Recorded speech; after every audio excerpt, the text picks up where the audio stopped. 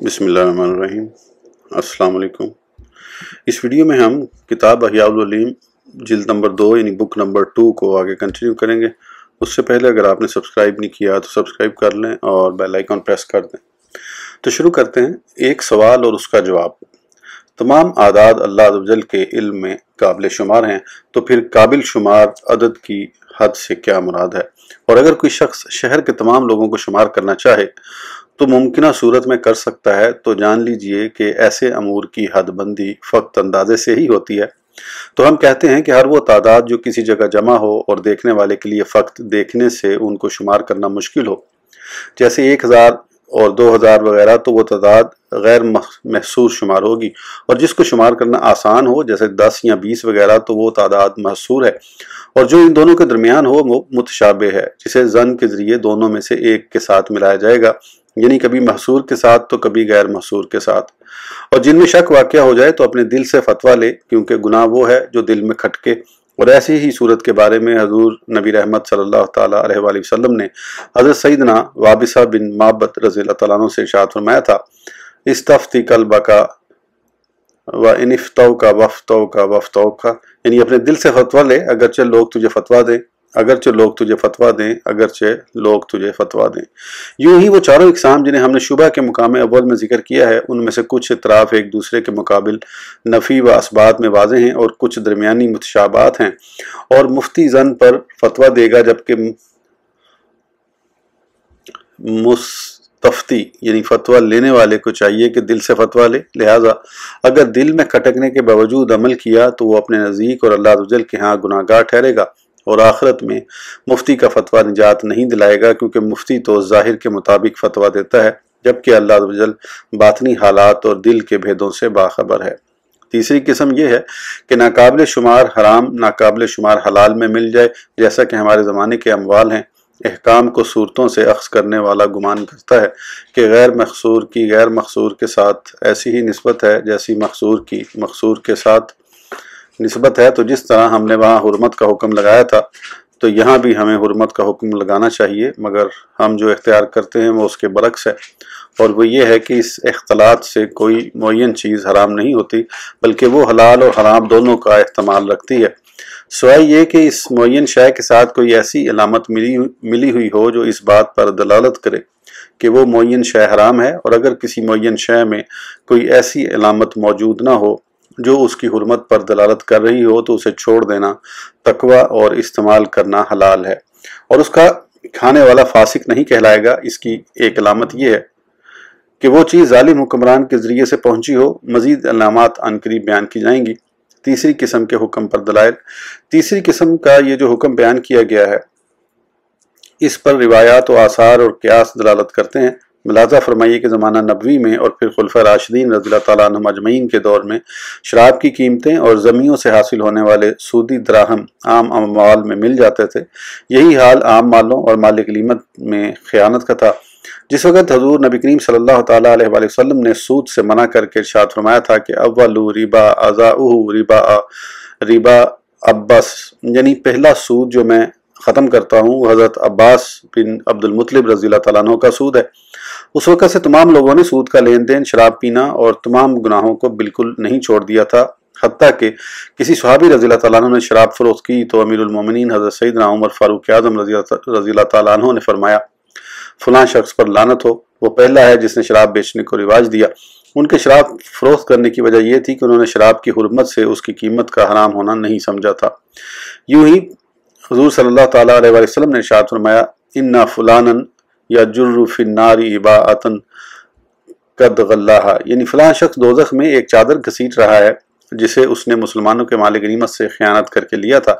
ऐसे ही किसी गज़वा में एक शख्स कत्ल हुआ तो उसके सामान की तलाशी ली गई, तो उसमें से यहूदियों की मोहरों में से एक मोहर निकली जो 2 दिरहम की बिना थी, और उसने वो खयानत करके ली थी। इसी तरह सहाबा कराम रिज़वानुल्लाह ताला अलैहिम अजमईन ने जालिम हुक्मरानों का ज़माना पाया, मगर कोई भी मदीना मुनव्वरा में लूट मार की वजह से बाजार में खरीदो फरोख्त से न रुका। हालांकि यजीद पलीद के कारिंदों ने 3 दिन तक मदीना शरीफ को लूटा था, अल-इयाज़ बिल्लाह। और जो ऐसे अमवाल से बचता रहा, तकवा में उसकी तरफ इशारा किया जाता था, मगर अक्सर लोग इख्तलात और लूटे हुए माल की कसरत के बावजूद जुल्म के दिनों में खरीदो फरोख्त से ना रुके। اسلاف کی مخالفت پاگلپن ہے۔ جو شخص خود پر ایسی بات لازم کرے جو سلف صالحین نے واجب نہ کی اور یہ گمان کرے کہ اس نے شریعت کی وہ بات سمجھ لی جو اسلاف کو سمجھ نہیں آئی تھی، تو ایسا شخص وہمی اور پاگل ہے۔ اور اگر ایسی باتوں میں اسلاف سے بڑھ جانے کو جائز قرار دیا جائے تو وہ مسائل جن میں اسلاف کے اجماع و اتفاق کے علاوہ کوئی سند نہیں، ان میں بھی مخالفت جائز ٹھہرے گی۔ جیسے اس بات پر اسلاف کا اجماع ہے کہ دادی کا حکم حرمت میں ماں کی طرح ہے اور پوتا بیٹے کی طرح ہے، اور خنزیر کے بال اور اس کی چربی کا حکم اس کے گوشت کی طرح ہے کہ اس کے گوشت کی حرمت قرآن مجید میں آئی ہے، اور سود 6 چیزوں کے علاوہ میں بھی جاری ہوگا۔ حالانکہ ان تمام مسائل میں ان کی مخالفت محال ہے، کیونکہ سلف صالحین رحم اللہ بعد والوں سے زیادہ دین کی سمجھ بوجھ رکھتے تھے۔ قیاس سے دلائل: اگر تیسری قسم والے مال کو لینے کا دروازہ بند کر دیا جائے تو تمام تصرفات کا دروازہ بند ہو جائے گا اور دنیاوی نظام درم برہم ہو جائے گا، کیونکہ لوگوں میں فسق غالب ہے، جس کی وجہ سے کاروبار میں شریعت کی شرائط کا لحاظ رکھنے میں سستی کرتے ہیں، اور یہ باتیں حلال و حرام کے اختلاط کو جنم دیتی ہیں۔ سوال جواب: سوال آپ حدیث شریف نقل کر چکے ہیں جس میں گو کھانے سے منع کرتے ہوئے ارشاد فرمایا اخشا ان یکون مما مسخہ اللہ، یعنی مجھے خوف ہے کہ یہ اللہ عز و جل کی طرف سے مسخ کی جانے والی مخلوق میں سے نہ ہو، اور یہ ناقابل شمار کی قابل شمار کے ساتھ اختلاط کی صورت ہے۔ جواب: اس حدیث مبارکہ کو تقوی اور کراہت تنزیہی پر محمول کیا جائے گا، یعنی گو کھانا مکروہ تنزیہی ہے، یا ہم یہ کہیں گے کہ گو حیوانات میں اجنبی صورت یعنی عجیب و غریب جانور ہے جو اس بات پر دلالت کرتا ہے کہ گو مسخ شدہ مخلوق میں سے ہے، تو یہ عین شے میں دلالت ہے۔ مروی ہے کہ حضرت سیدنا خالد بن ولید رضی اللہ تعالیٰ عنہ فرماتے ہیں، میں رسول اللہ صلی اللہ تعالیٰ علیہ وآلہ وسلم کے ساتھ اپنی خالہ ام المومنین حضرت سیدتنا میمونہ رضی اللہ تعالیٰ عنہ کے پاس گیا تو ان کے پاس بھنی ہوئی گو پائی، تو انہوں نے گو بارگاہ رسالت میں پیش کی، تو آپ صلی اللہ تعالیٰ علیہ وسلم نے گو سے اپنا ہاتھ اٹھا لیا۔ میں نے عرض کی کیا گو حرام ہے؟ تو ارشاد فرمایا نہیں، لیکن میری قوم کی زمین میں نہ تھی، لہذا میں اپنے کو گھن کرتا پاتا ہوں۔ حضرت سیدنا خالد بن ولید رضی اللہ تعالیٰ عنہ فرماتے ہیں، میں نے گو کو کھینچ لیا اور کھانے لگا، اور آپ صلی اللہ تعالیٰ علیہ وسلم مجھے دیکھتے رہے۔ اس حدیث کی بنا پر حضرت سیدنا امام شافعی و دیگر ائمہ دین رضوان اللہ علیہم اجمعین نے فرمایا کہ گو حلال ہے۔ حضرت سیدنا امام اعظم قدس سرہ کے نزدیک ممنوع۔ وہ حضرات فرماتے ہیں کہ اگر حرام ہوتی تو حضور انور صلی اللہ تعالیٰ علیہ وسلم کے سامنے نہ کھائی جاتی۔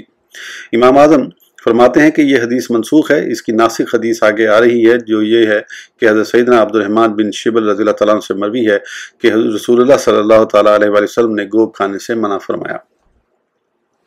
جب اباحت اور ممانعت میں تعارض ہو تو ترجیح ممانعت کو ہوتی ہے۔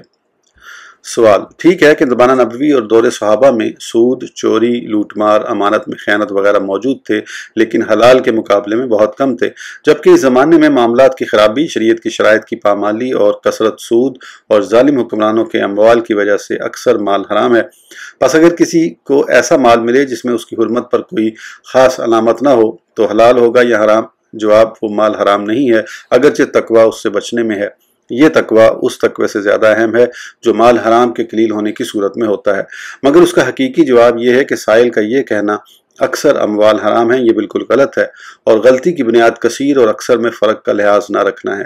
اکثر لوگ بلکہ فقہا کا خیال ہے کہ جو چیز نادر یعنی کم پائی جانے والی نہ ہو وہ اکثر ہے، اور ان کا یہ خیال ہے کہ نادر اور اکثر ایک دوسرے کی ضد ہیں، ان کے درمیان کوئی تیسری قسم نہیں ہے، حالانکہ ایسا بالکل نہیں، بلکہ اس کی 3 اقسام ہیں: نادر، کثیر، اکثر۔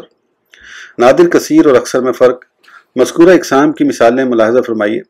خنسہ یعنی ہیجڑا عوام میں نادر ہے جبکہ اس کی بنسبت مریض کثیر ہیں۔ یوں ہی سفر کا معاملہ ہے، حتیٰ کہ کہا جاتا ہے مرض اور سفر عمومی عذر ہیں جبکہ استخاصہ نادر عذر ہے۔ حالانکہ یہ بات معلوم ہے کہ مرض نادر نہیں ہوتا اور اکثر بھی نہیں ہوتا بلکہ کثیر ہوتا ہے، لہذا فقیہ جب آسانی کے پیش نظر سفر اور مرض کو غالب یا عذر عام کہتا ہے تو اس کی مراد ہوتی ہے کہ وہ نادر نہیں ہے۔ اگر یہ مراد نہ لیں تو ان کا قول غلط ہوگا، کیونکہ صحیح یہ ہے کہ مقیم و تندرست اکثر اور مسافر و مریض کثیر اور مستخاضہ و خنسہ نادر ہیں۔ جب آپ نے یہ جان لیا تو ہم کہتے ہیں کہ سائل کا یہ قول باطل ہے کہ اکثر مال حرام ہے، کیونکہ اس نے یہ بات 3 میں سے کسی ایک وجہ سے کہی ہے۔ نمبر 1 ظالم حکمرانوں اور سپاہیوں کی کثرت کی وجہ سے، نمبر 2 یا سود اور فاسد معاملات کی کثرت کی وجہ سے، नंबर 3, यहाँ फिर आज के दौर में मौजूद अमवाल पर मलकियत की कसरत की वजह से जो शुरू इस्लाम से हमारे ज़माने यानी 5वीं सदी हिजरी के आखिर तक बदलती रही है। पहली वजह, अक्सर मालों को हराम कहने की पहली वजह बातिल है, इसलिए कि जालिम कसीर हैं, अक्सर नहीं, क्योंकि ये जुल्म सिपाहियों के ज़रिए से किया जाता है और कोई भी शख्स गलबा व दबदबा के बगैर जुल्म नहीं कर सकता। और जब इन सिपाहियों की निस्बत सारी दुनिया की तरफ की जाए तो 10वां हिस्सा भी ना होंगे।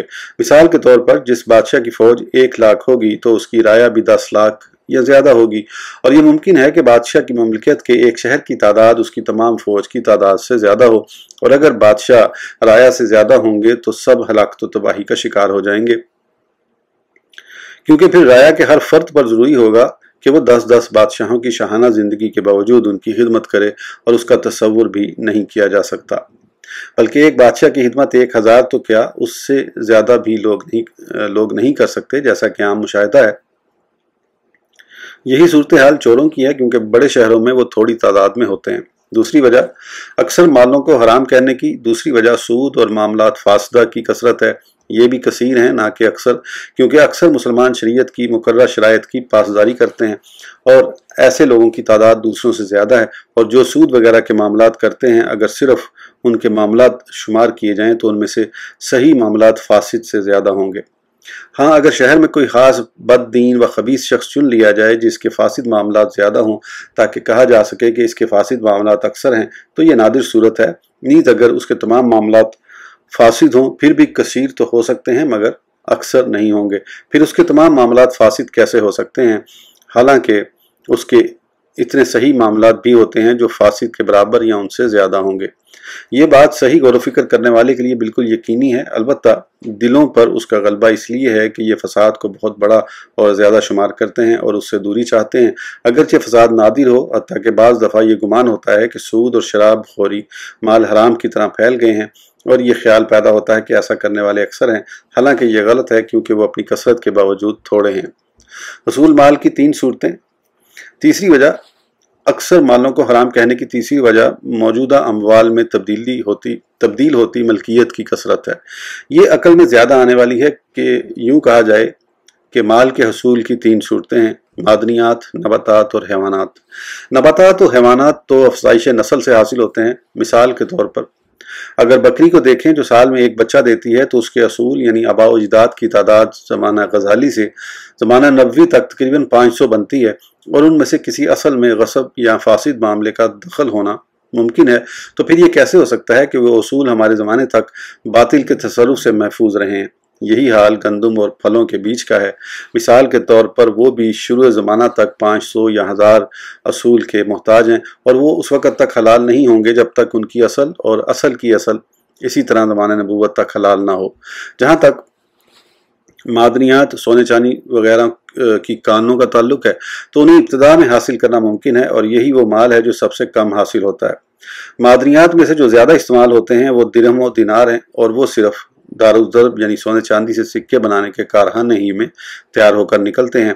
और मादनियात की तरह दारुल ज़र्ब भी जालिमों के कब्ज़े में होता है जो लोगों को मादनियात से रोकते हैं और सख्त मेहनत करवा के गरीब लोगों से सिक्के बनवाते और फिर उनसे छीन लेते हैं। बस अगर इस बात को सामने रखा जाए तो मालूम हो जाएगा कि ऐसे किसी एक दिनार का हसूल भी बैद, नादिर और मुहाल है, जिसमें ना तो वक्त फासिद हुआ हो और ना ही उसे कान से निकालते वक्त, ना ही टकसाल में बनाते वक्त, और ना ही उसमें बै सर्फ और सूदी मामलात के वक्त जुल्म हुआ हो। लिहाजा ऐसी सूरत में हलाल सिर्फ शिकार, जंगल की घास, लावारिस ज़मीनें और मुबा लकड़ियाँ ही रह जाएंगी। फिर जो शख्स ये चीज़ें हासिल कर ले वो उनको खा नहीं सकता, तो ला मुहाला वो उससे बीज और जानवर खरीदने का मुख्ताज होगा जो कि सिर्फ अफजाइश नस्ल और काश्त से हासिल होते हैं। तो ये हलाल को हराम के मुकाबले में खर्च करना होगा। ये सूरत पहली 2 से ज़्यादा अकल में आने वाली है। मज़कूरा गुफ्तगू के बाद जवाब ये है कि ये गलबा हलाल के साथ मिल जाने वाले हराम की कसरत से पैदा नहीं हुआ, इसलिए ये इस किस्म से निकल जाएगा जो ज़ेर बहस है, और ये इस्तिहाब की वजाहत के मुतालिक इस चौथी किस्म के साथ मिल जाएगा जो हम पहले बयान कर चुके हैं, और वो असल और गालिब के बाहम तारुज़ का बयान है।